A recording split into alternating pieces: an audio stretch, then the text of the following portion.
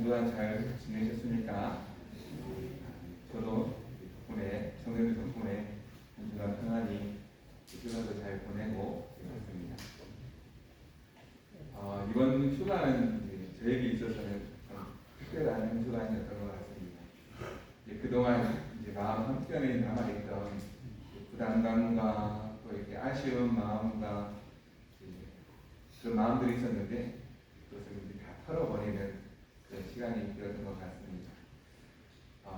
어떤 일이 있었는가 하면요, 수요일까지 드디어 모든 논문 과정이 끝이 나서 이제 학교에 가서 이제 인준도 받고 교수님들도 찾아다니면서 이제 도장도 받고 그래서 이제 모든 이제 논문이 과정이 끝이 나고 이제 금요일 날 인쇄가 다 되었으면 완성이 되었다는 연락을 받았습니다. 그래서 그동안 이제 해야 되는데 못하고 미뤄왔던 그 논문을 이제 다 끝내게 되었습니다. 그래서 참 이렇게 그 어느 때보다도 이제 즐거운 휴가가 아니었나 싶습니다. 저 개인적으로는. 그래서 참 감사하고 비록 이제 잘 쉬지는 못했습니다. 그거 끝내느라고 수요일까지 계속 이제 인쇄소 찾아다니고 개원하고 한다고 참 쉬지는 못했는데 그 어느 때보다도 참 행복한 휴가였던 것 같습니다. 성령님 덕분에 기도해 주시고 또 함께 해 주셔서 잘 마칠 수 있었는 줄로 믿습니다.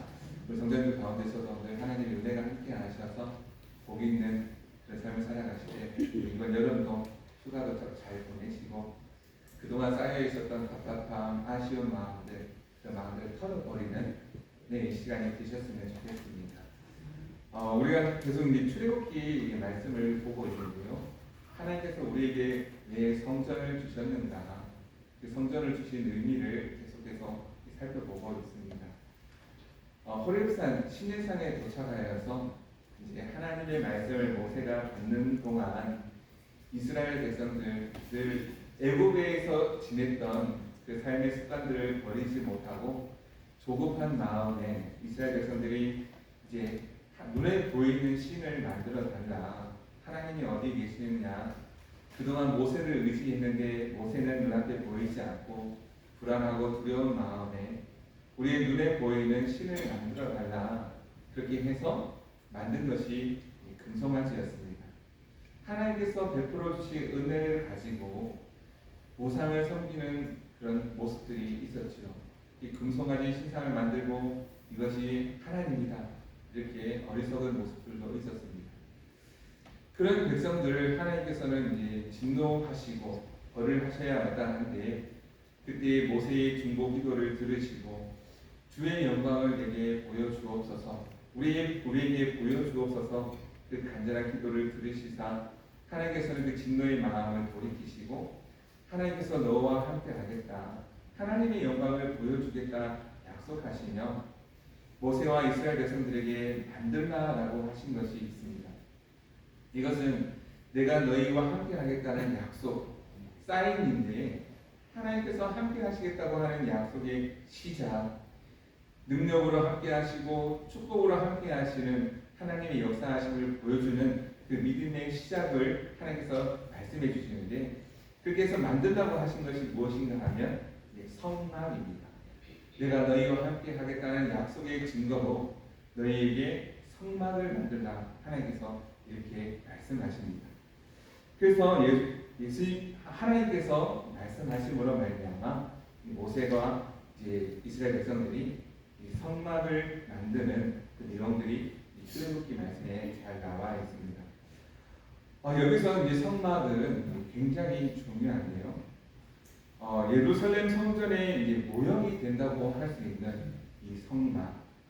어쩌면 이제 예루살렘 성전은 크고 화려하게 지었습니다만 어떻게 보면 하나님께서 말씀하신 이 성막은 크고 화려함에 있다기보다는 하나님께서 함께 하신다는 데 의미가 있고 더 나아가서 이 브엘세바, 즉 멀리서 있는 사람들에게까지도 중요한 의미가 있는데 크고 화려한 것보다는 하나님이 함께 하신다는 그 사실이 너무나 중요한데 겉으로 보기에 크고 화려하지 않더라도 하나님이 보시기에 되는 그 기쁨이 되는 하나님이 함께 하시는 그 장소, 성막을 짓는 것이 참 중요한데요.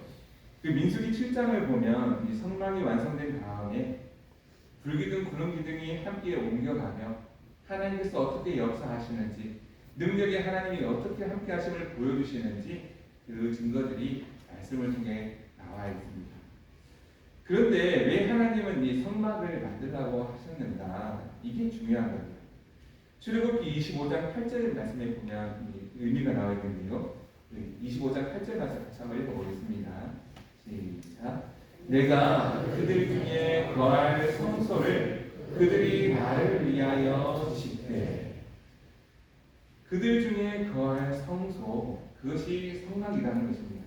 하나님께서 함께 하시는 장소, 하나님께서 우리와 함께 하실 장소, 하나님이 거하시는 그 장소, 그 장소가 바로 성막이었습니다.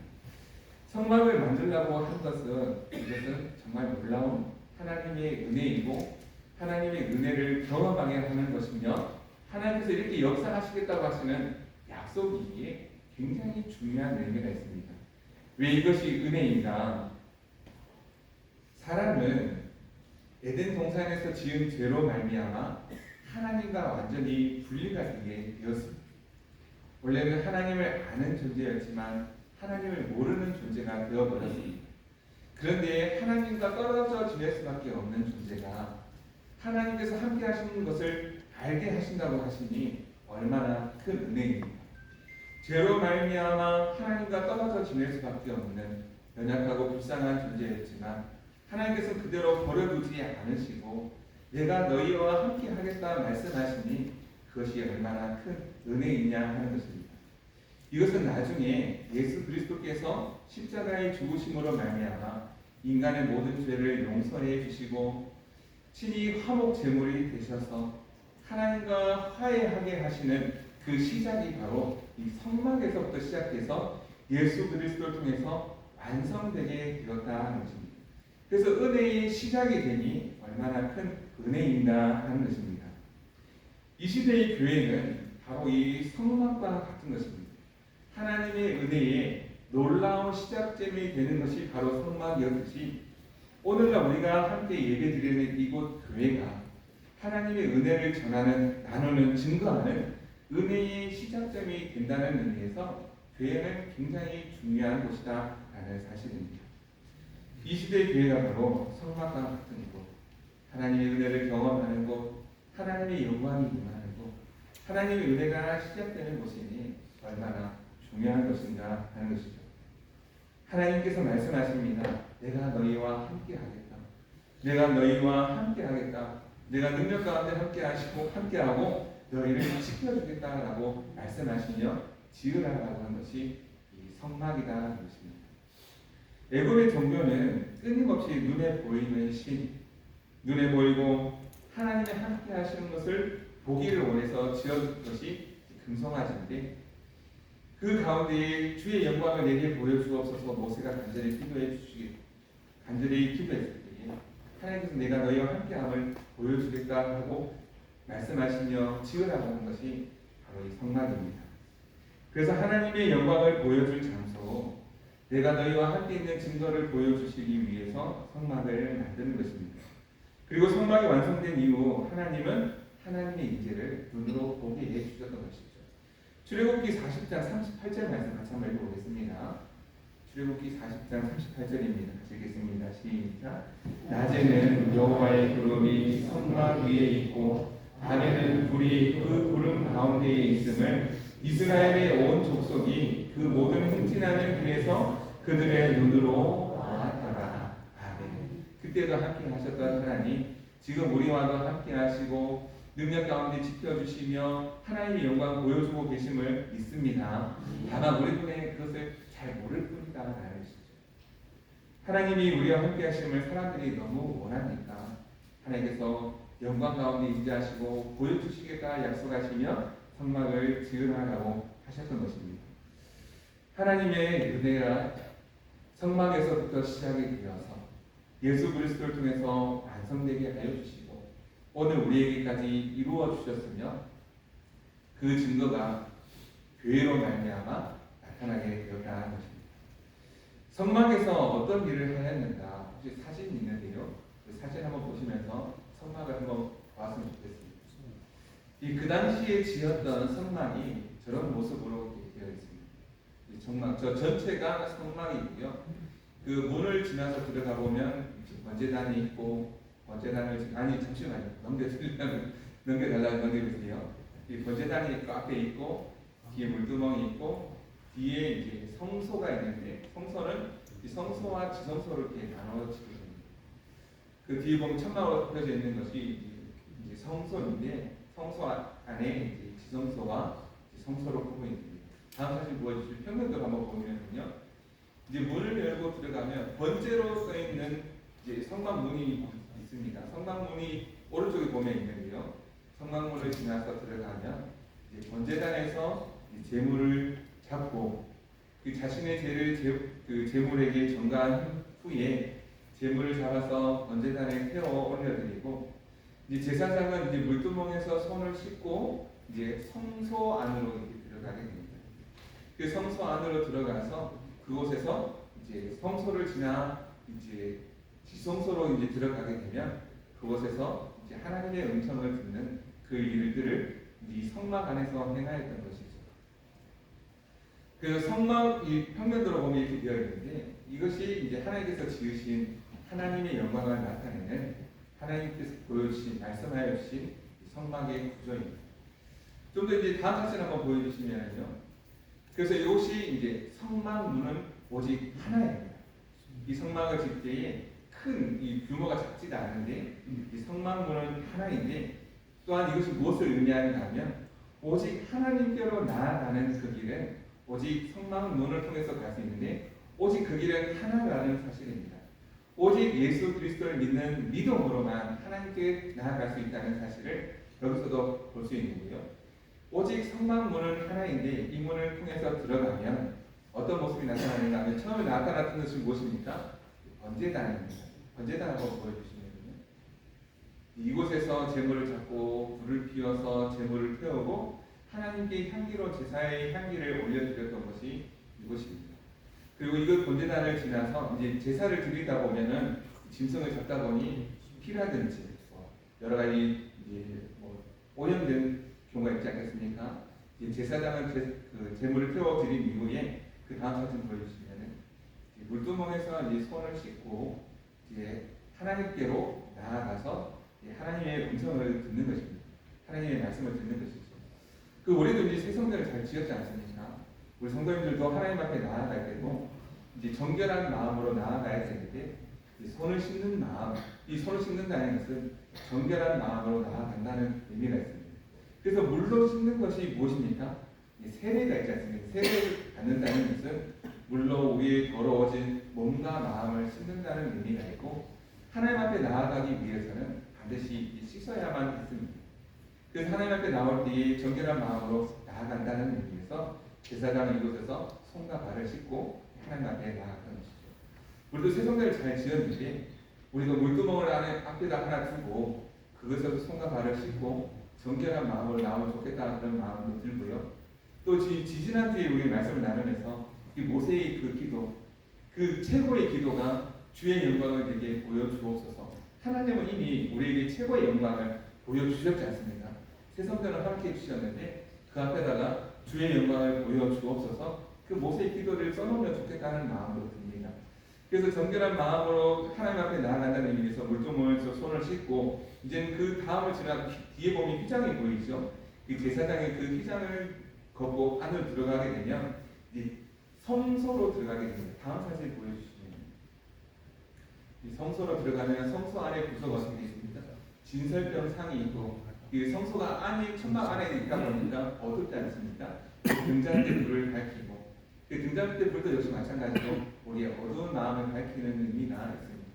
그래서 예수 그리스도께서 어두운 마음을 죄악된 마음을 용서해 주시고 씻어 주시고 어두운 마음을 밝혀 주시는 그런 의미가 있습니다. 그래서 등잔대가 있고 분향단이 있고 그 진설병 상이 있고, 그리고 이제 뒤에 보면 이제 지성소 휘장이 보이지 않습니까? 휘장을 지나서 1년에 한 번 대제사장 모세만이 이곳에 들어가서 하나님의 음성을 듣습니다. 그래서 지성소 휘장을 열고 들어가면 다음 사진 보여주시면 거기 안에 드디어 법궤가 모여 있고 천사 날개 모양을 한 그룹이 법궤 위에 있는 것을 볼 수 있습니다. 그곳이 바로 시은소, 시은좌라고 해서 그곳에서 하나님께서 임재하시고 그곳에서 대제사장에게 말씀하여 주시고 그래서 하나님의 음성을 듣고 나옴으로 말미암아 하나님의 뜻을 깨달아 알고 우리가 어떻게 할지 알게 되는 그런 과정을 잘 보여주고 있습니다. 어떻게 보면 크고 화려하지는 않더라도 꼭 있어야 될 필요한 것들이 그 자리에 모여 있고 그 의미를 우리에게 알려주시면서 하나님의 영광, 하나님의 임재를 경험하게 하시는 은혜의 도구가 장소가 되게 하셨다는 것입니다. 나중에 예수 그리스도를 통하여서 성소와 지성소를 가로막는 이 휘장을 위에서부터 아래로 찢으시고 하나님이 찢으셨다는 것입니다. 친히 하나님께서 이 땅에 찾아오셔서 우리와 가로막고 있던 하나님과 우리 사이를 가로막고 있던 그 휘장을 찢으시고 친히 알려주심으로 말미암아 우리로 하나님의 백성 되는 길을 구원의 길을 열어주셨다는 것입니다. 그러니 이것이 얼마나 큰 은혜인가 하는 것입니다. 그런데 하나님께서 이 성막을 지으라고 말씀하신 것입니다. 이스라엘 백성들에게 그리고 모세에게 성막을 지으라고 말씀하신 이유가 있습니다. 하나님께서는 성막을 지을 때에 그들이 어떻게 짓는지를 보시고자 하셨던 것이죠. 인간의 좁은 생각으로 한번 생각해 보면 이 성막을 짓는 일, 사실은 어떻게 짓는지 하나님께서는 보고 싶으셨던 것인데 좀 생각을 해보면요, 하나님께서 어떻게 짓는가 이 마음이 좁은 마음이라고 얘기해 드렸는데요. 왜 좁은 마음인가 하면 어떻게 짓는지 보고 싶으셨던 것이죠. 이스라엘 백성들이 하나님을 보고 싶은 마음에 이제 눈에 보이는 금송아지를 어떻게 만들었습니까? 금이냐 은이하며 모든 좋은 것들을 다 가지고 와서 헌신하는 마음으로 금송아지를 만들었지 않습니까? 그런데 이번에는 하나님께서 내가 너희와 함께할 영광의 자리, 성소를 만들라고 말씀하셨는데 이스라엘 백성들이 어떻게 만드는지 보고 싶으셨던 것이죠. 근데 이스라엘 백성들이 어떻게 만들었습니까?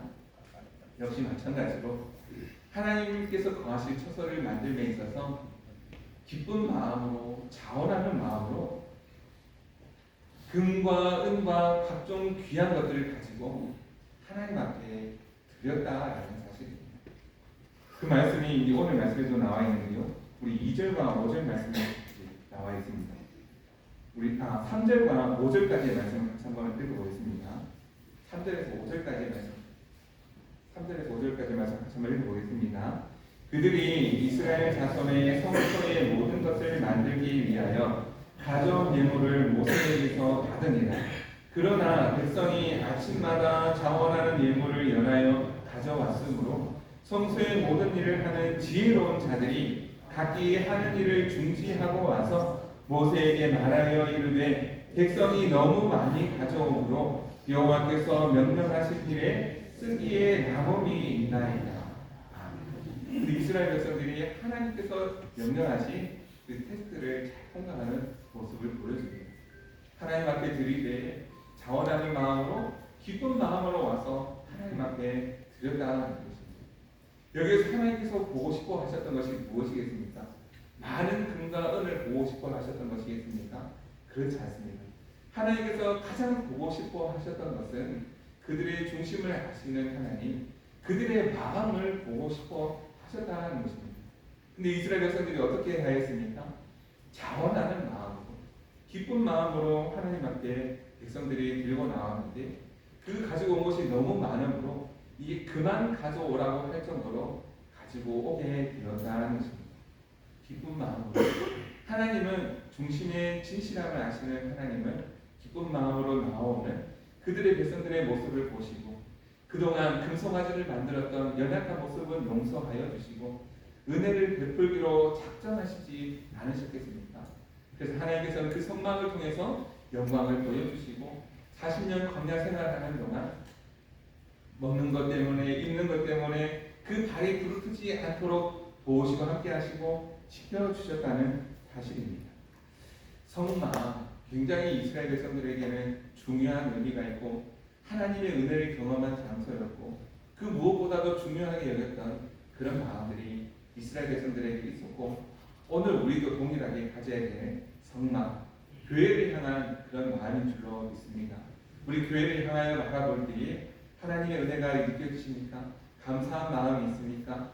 하나님 앞에 그 감사의 고백을 드릴 수 있는 저와 여러분 되기를 간절히 소망합니다.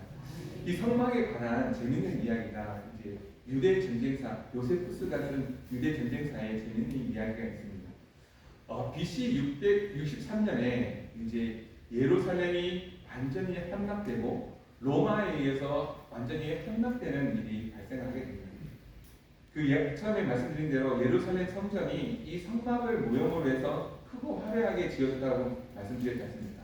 그 예루살렘 성전도 이제 다 함락이 되고 이제 그 로마가 BC 60년부터 53년에 삼두 정치가 이제 시작이 됩니다.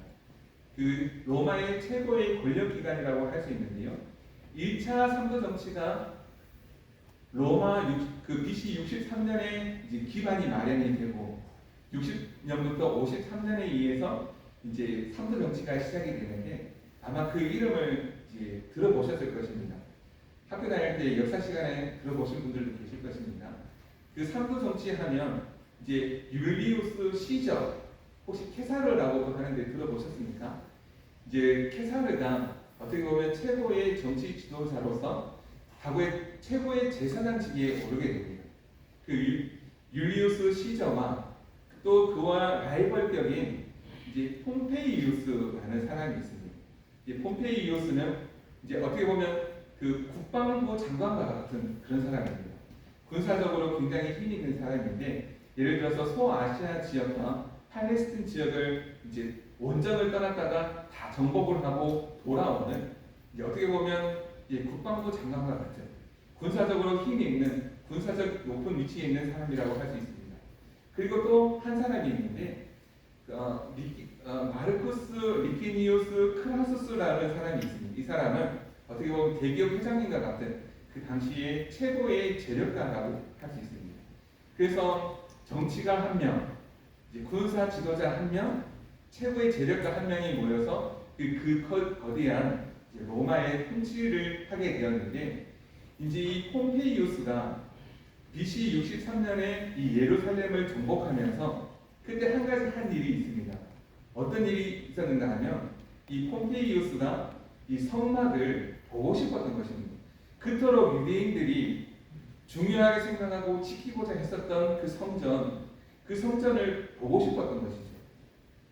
그래서 힘으로 억지로 이제 부시면서 들어간 것이 아니라 그 문화를 존중하면서 그곳에 이제 칼과 무장을 하고 들어간 것이 아니라 그냥 법도와 예의를 지키는 의미에서 그들의 문화를 존중하면서 그냥 들어가서 보고 나온 것입니다. 그런데 이것을 유대인들은 신성모독이다, 하나님 앞에 범죄하였다라고 여기면서 폼페이우스를 저주하기 시작했다는 거예요. 당시 그 폼페이우스가 그들의 문화를 지키는 것도 아닙니다.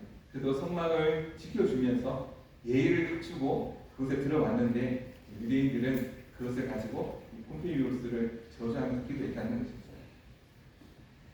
폼페이우스 입장에서 봤을 때는 거대한 로마 제국을 통치하는 그 최고 사령관이라고 할 수 있지 않습니까? 그 사람이 볼 때에 예루살렘의 성막은 너무나 하찮고 볼품없는, 그저 별것 없는 그런 어떻게 보면 하나의 장소에 불과했다는 것이죠.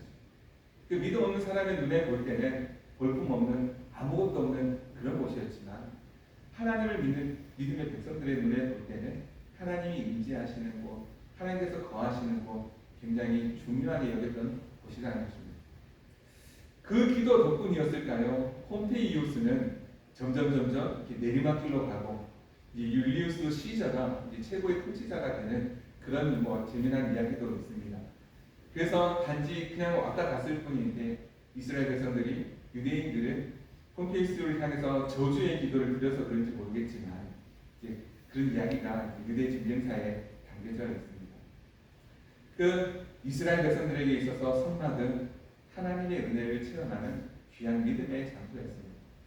그것이 오늘날 우리에게도 마찬가지로 하나님의 성전, 하나님께서 거하시는 성전, 바로 교회는 그런 의미가 있습니다. 그런데 우리 교회는 이것보다도 훨씬 더 놀라운 은혜를 경험하였습니다. 하나님께서는 그들의 믿음을 보시고자 하셔서 자원하여 성막을 지으라고 말씀하셨습니다. 오늘 지금의 말로 표현으로 바꿔보면 우리 교회를 짓 때에 너희가 자원하는 마음으로 기쁜 마음으로 들여서 교회를 지으라고 하신 것입니다. 그런데 우리는 그 관계를 건너뛰고 하나님께서 지어서 우리에게 주셨어요. 하나님께서 다 지어서 우리에게 주셨으니 얼마나 놀라운 은혜를 경험한 것입니다. 짓지 않아도 되고 힘들어 노력하지 않아도 되고 자원하여 드리지 않아도 되는 놀라운 은혜를 경험하게 하셨으니 얼마나 큰 은혜를 베푼 것입니다. 우리가 하나님 앞에 드릴 때에도 기쁜 마음으로 드릴 수 있는 것은 얼마나 귀한 마음인지 모릅니다. 우리가 좋아하는 일에는 얼마든지 많은 돈을 쓸 수 있지 않습니까? 좋아하는 일을 위해서는 큰 금액도 기쁨으로 감당할 수 있는 것을 볼 수 있습니다. 예를 들어서 2025년 3월 18일, 19일에 일본 도쿄에서 메이저리그 개막식이 열렸습니다. 그때 LA 다저스와 시카고 컵스가 개막전을 2일 동안 치르게 되었는데요. 사람들이 일본의 영웅 야구 영웅이 누구입니까? 오타니 쇼헤이, 이 사람 보겠다고 그곳에 몰려든 겁니다. 표를 구해서 들어갔는데 도쿄돔에 사람들이 몰리기 시작했는데 표를 구할 수 없어서 들어가고 싶어도 들어가지 못한 사람들이 안표를 구하기 시작했습니다. 안표 한 장 값이 얼마인지 아십니까? 최고 2천만 원까지. 2천만 원까지 그 표가 오타니 쇼헤이 보겠다고. 사인볼 하나 받으면 대박이 나지 않겠습니까? 그 오타니 쇼헤이 한번 보겠다고 2천만 원을 들여서 야구장에 가는 사람들도 있습니다. 좋아하는 한 사람을 위해서, 좋아하는 일을 위해서 2천만 원도 쓸 수 있는 것이 사람의 마음입니다. 그런데 하물며 하나님을 위한 일에 2천만 원이 문제겠습니까? 3천만 원이 문제겠습니까? 그것이 큰 금액이 중요한 것이 아니라 그 마음이 중요하다는 것입니다. 어제 설교 준비를 하는데요. 교회로 전화 한 통이 왔습니다.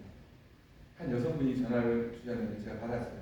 설교 준비하다가 그 전화를 받았는데 한 여성분이 울면서 힘들고 어려운 딱한 사정을 얘기를 하시는 겁니다. 그래서 도와달라. 그래서 우리 교회도 여러 가지 체계가 있고 질서가 있고 또 내 혼자 결정할 수 있는 부분이 아니고 또 우리 교회에서는 그렇게 하지 않고 있다. 그래도 딱한 사정은 알겠지만 이런 사정이 있다라고 저도 이렇게 얘기를 했죠. 그래도 그분이 참 도와주셨으면 좋겠다 하여서 얘기를 하시는데 38,000원만 도와주면 급한 일 해결할 수 있다 하신다고. 속으로 갈등이 되기 시작했죠. 진짜일까? 전화통화로 알 수 없는데 그래도 진짜겠지 하는 마음으로 보내줬어요. 2,000원 보태가지고 4만 원 보내드렸습니다. 그게 작은 돈이지만 그래도 기쁜 마음으로 하려고 보내주었어요.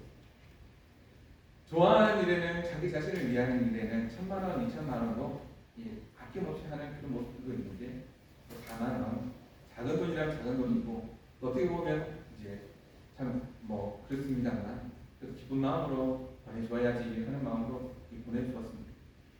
요즘 아이들 보면 가지고 노는 장난감도요 얼마나 비싼지 모릅니다.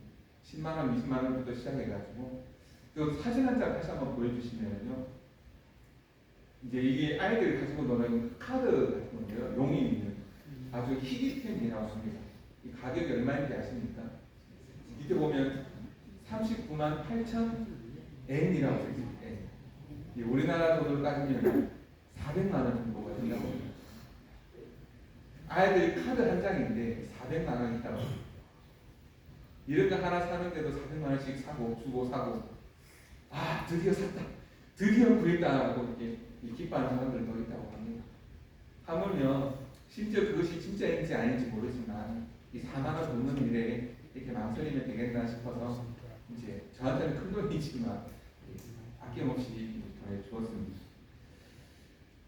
하나님은 우리에게 이제 특별한 선물을 우리에게 이미 주셨습니다.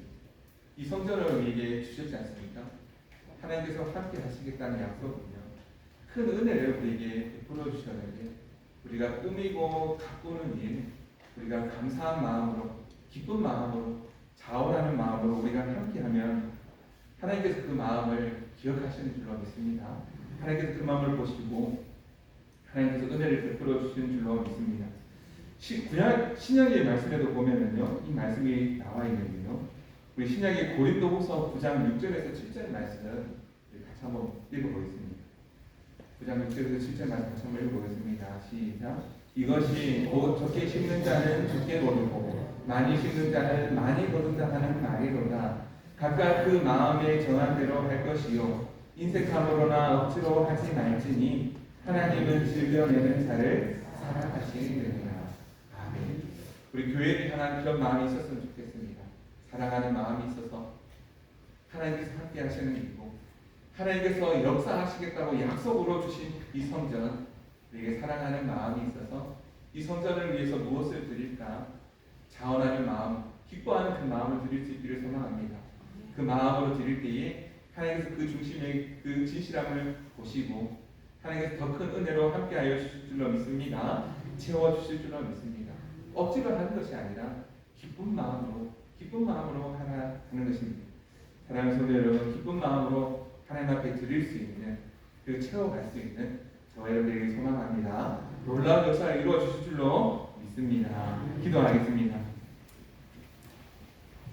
자비하신 하나님, 하나님의 임재를 경험하는 성막을 만들도록 은혜를 베푸신 하나님 감사합니다. 자원하는 마음으로, 기쁜 마음으로 참여했던 이스라엘 백성들처럼 우리가 하나님을 향하여 나아갈 때는 언제나 기쁜 마음으로, 자원하는 마음으로 하나님을 향하여 나아가게 하옵소서. 우리 교회를 통한 하나님의 뜻이 있기에 새 성전 주신 줄로 믿습니다. 하나님의 계획하심에 따라 우리가 기쁨으로 동참할 수 있도록 도와주시고, 자원하는 마음으로, 기쁜 마음으로 하나님 이 성전을 아름답게 꾸미고 채워가는 우리 모두가 되게 하여 주옵소서. 하나님의 계획이 이루어지는 그 시간까지 우리 너무 조급해하지 않게 하여 주시고, 잘 참고 견디는 마음도 주시고, 하나님의 뜻이 이루어질 때에 잘했다 칭찬받는 우리 모두가 되게 하여 주옵소서. 감사드리며 거룩하신 예수 그리스도의 이름으로 기도드립니다. 아멘.